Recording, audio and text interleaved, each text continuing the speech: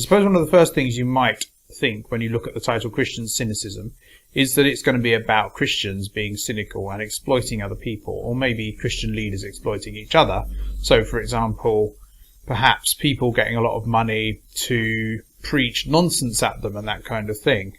That's not actually what I mean, although obviously that does sometimes happen. What I'm actually talking about is cynicism as an appropriate Christian attitude. I'm also, in a sense, talking about modern cynicism, but also ancient cynicism.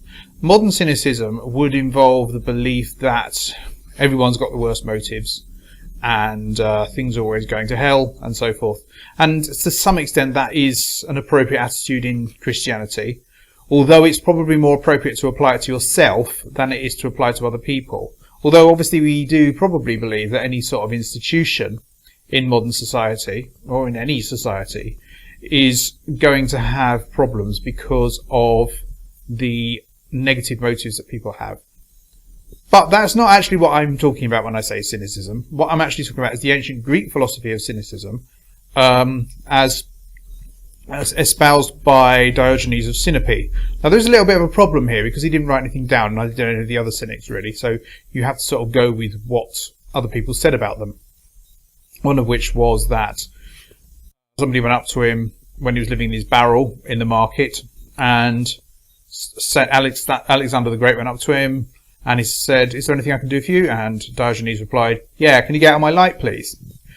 And this is the kind of attitude that a cynic is supposed to adopt. Cynics believe that it's necessary to minimize one's needs through self-sufficiency, that unhappiness arises from following convention, and that you should be free in your speech and action because conventions are going to imprison you. So to that extent, they believe something similar to what E M Forster believed. And they're also ancestral to Stoicism, which is also seen as quite akin to Christianity. Now, I'm not going to say that any of that influenced Christianity. I'm just going to say there are interesting similarities between that.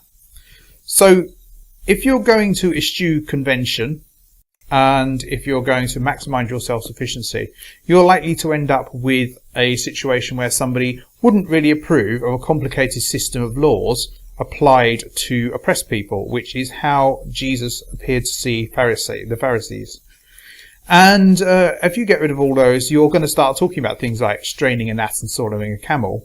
And you're also going to be someone who doesn't have anywhere to lay his head because you've got rid of all that. You don't have that kind of thing. You have your self-sufficiency, and you will also say things that upset people a lot, which indeed was what happened.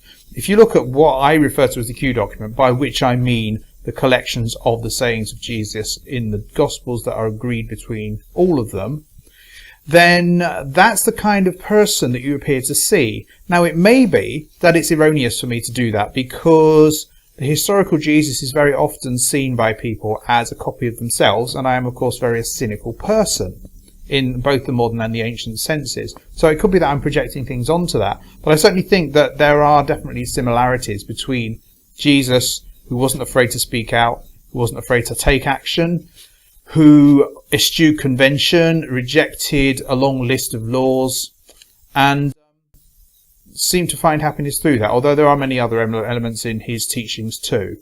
So I think it is an appropriate attitude.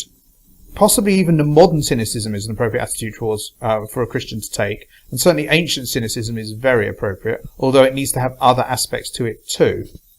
So if you like this video, please rate, share, comment and subscribe. If you dislike this video, please tell me so I can improve. The pregnancy vlog is going on another channel, and I will link to that at the end of this. And I'll see you tomorrow.